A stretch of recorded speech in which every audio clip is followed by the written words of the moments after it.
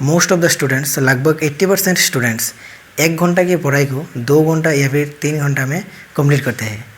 ऐसा भी बहुत स्टूडेंट्स है जो एक थ्योरी को पढ़ने के लिए बैठता है लेकिन पूरी टाइम ख़त्म हो जाता है। उनके साथ क्यों ऐसा हो रहा है? क्योंकि वे समझने में कोशिश नहीं करते हैं या फिर अच्छे तरीके नहीं जानते हैं कि कैसे कम टाइम में ज़्यादा इफ़ेक्टिवली पढ़ाई करते हैं। शायद आपके मन में ऐसा क्वेश्चन आ ही सकता है कि कैसे एक डॉक्टर और प्रोफेसर पढ़ाई करते हैं, याद करते हैं और सिखाते हैं। तो इस वीडियो को देखने के बाद आप भी उनके तरह सिखा सकते हैं और याद कर सकते हैं। अगर आप इस वीडियो को देख रहा हो तो इफ़ेक्टिव लर्निंग के बारे में आप बहुत कुछ सीख सकते हैं। नमस्कार, इस वीडियो में मैंने 3 फेमस टेक्निक के बारे में बात करूंगा जो कि आपको किसी भी टॉपिक सीखने में और याद करने में 100% हेल्प करेगा। The first topic I want to talk about is SQ3R method और SQRRR मेथड। अगर आप इस मेथड को फॉलो करेंगे तो आपको स्टडी में हाईएस्ट अचीवमेंट हो सकता है। तो SQ3R मेथड का फर्स्ट एक्रोनिम S का मीनिंग है सर्वे। तो आप कैसे सर्वे करोगे? पहले से आपको पूरी बुक या फिर लाइन बाय लाइन कोई चैप्टर पढ़ने का ज़रूरत नहीं है। अगर आप ऐसा करोगे तो कुछ चीज़ आपको समझ में नहीं आती है और इसीलिए आपको बोरिंग हो जाता है। इसीलिए आपको इंटरेस्ट एंड पावर को जगाने के लिए ऐसा करना होगा। पहले आप किसी भी चैप्टर का हेडिंग्स एंड सब हेडिंग्स को पढ़ो एंड अच्छी तरीके से समझने के लिए कोशिश करो। Secondly, images and some features like charts को देखो, एनालाइज करो आपके लिए जितना पॉसिबल है। इस मेथड का सेकेंड एक्रोनिम Q का मीनिंग है क्वेश्चन। इस चैप्टर के रिलेटेड क्वेश्चंस को देखो, किस तरह का क्वेश्चन एग्जाम में आते हैं और किस किस क्वेश्चन का आंसर आप जानते हैं। अगर जानते हैं तो आइडेंटिफाई करो और ये भी देखो कि इस चैप्टर में इस आंसर्स का कोई एक्सटेंशन है कि नहीं। Basically you have to understand what this chapter is all about. इस मेथड का थर्ड एक्रोनिम R का मीनिंग है रीड। फुल चैप्टर को अच्छी तरीके से पढ़ो। जिस आंसर आप नहीं जानते हैं उस आंसर्स को ढूंढो। जिस आंसर्स के बारे में आप थोड़ा थोड़ा जानकारी है उस आंसर्स को भी ढूंढो। तब जगह आप आंसर्स को पढ़ते रहो, सीखते रहो। इस स्टेप के बाद नेक्स्ट स्टेप को फॉलो करो। इस मेथड का फोर्थ एक्रोनिम R का मीनिंग है recite. After reading a section, summarise in your own words what you have just read. आपने जो पढ़ा है उसे अपने तरीके से समराइज करो। आपने आपसे पूछो major points, questions and logic के बारे में जो आपने पढ़ा। इस मेथड का लास्ट एक्रोनिम R का मीनिंग है रिव्यू। एक चैप्टर को पढ़ाई करने के बाद जो मोस्ट इम्पोर्टेंट चीज़ होता है वो है review. You have to review the chapter and materials to fully understand it. Chapter के बेस पर अपने आप से क्वेश्चन करो और अगर कोई क्वेश्चन के आंसर आपको नहीं पता है तो चैप्टर में सर्च करो। SQR is an acronym that stands for 5 steps of reading comprehension process.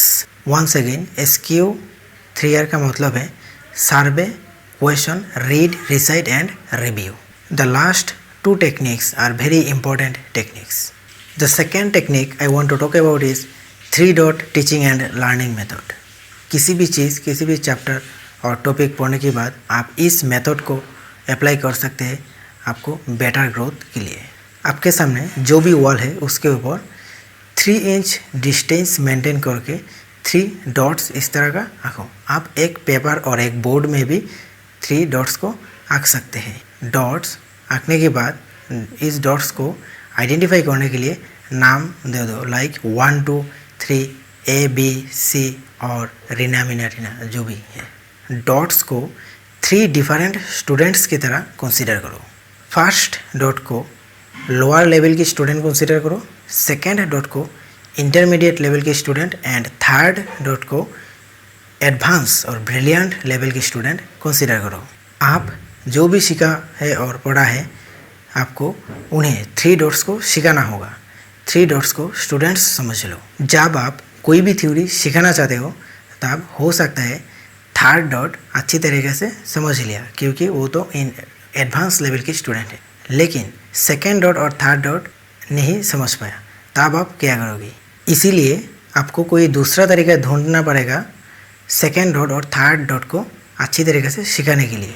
मान लो दूसरा तरीके से सेकेंड डॉट अच्छी तरीके से सीख लिया, लेकिन थर्ड डॉट अभी भी नहीं समझ पाया, तब आप क्या करोगे? तब आपको और एक तरीका ढूंढना पड़ेगा थर्ड डॉट को अच्छी तरीके से सिखाने के लिए। जब आप सेकेंड और थर्ड डॉट को सिखाने के लिए दूसरा और तीसरा तरीका ढूंढने में कोशिश करोगे, तब आपको महसूस होगा अपने नॉलेज के बारे में। आपको नॉलेज में जो गैप्स हैं उसके बारे में आपको महसूस होगा। तब आप मोर डीपली स्टडी करोगे खुद को समझाने के लिए, क्योंकि अगर आपका नॉलेज में गैप्स है तो किसी और को कैसे अच्छी तरीके से समझा सकते हो। एल्बर्ट आइंस्टाइन कहा था, if you can not explain it simply you don't understand it well enough. तो इस टेक्निक को फॉलो करके आप किसी भी फील्ड में खुद को सिखाने के लिए और किसी और को भी सिखाने के लिए आप एक्सपर्ट बन सकते हो। The third and the most important technique in the world is Feynman technique. Richard Feynman was an American physicist, पदार्थविज्ञानी, who got the Nobel Prize in Physics. The intelligent people in the world use this technique to explore their knowledge. Feynman technique में total 4 steps है। Step 1, identify the subject. आपके पास एक notebook रखो, notebook पर आपका subject और topic लिखें। इस टॉपिक के बारे में आप जो जो जानते हैं सब कुछ टॉपिक के नीचे लिखें। अगर न्यू इन्फॉर्मेशन सीख रहा हो कोई भी सोर्स से तो सब कुछ लिख लो अपने लैंग्वेज में।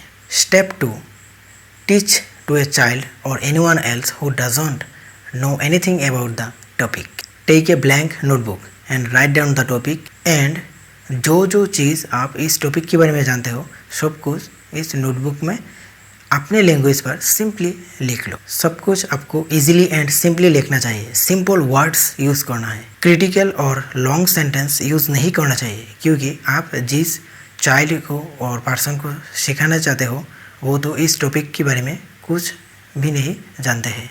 Step 3, identify your knowledge gaps.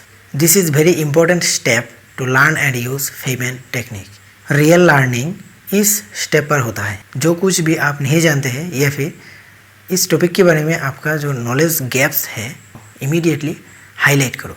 Highlight करने के बाद इस नॉलेज गैप्स को फिलअप करने के लिए आप किसी भी बुक और सोर्स का सहारा ले सकते हो। नॉलेज गैप्स को फिलअप करने के बाद आपको नेक्स्ट स्टेप फॉलो करना होगा। Step number 4, the final step, organise plus simplify plus tell a story. Step number 4 में आकर आपको कोई भी नॉलेज गैप नहीं होना चाहिए। दैट मीन्स आप इस टॉपिक के बारे में सब कुछ जानते हो। आप पूरी टॉपिक को simply step by step organise करो। अब तक आप जो कुछ भी किया उसके ऊपर एक स्टोरी बना लो। तब इस स्टोरी को आप किसी भी टाइम याद कर सकते हो और किसी भी स्टूडेंट को समझा सकते हो।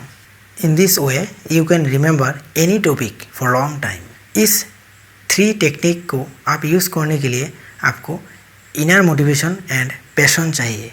इसके लिए भी 2 फॉर्मूला की एक वीडियो आपको आई बटन पर मिल जाएगा। आई बटन में जाकर आप इस वीडियो को देख सकते हो। Thank you.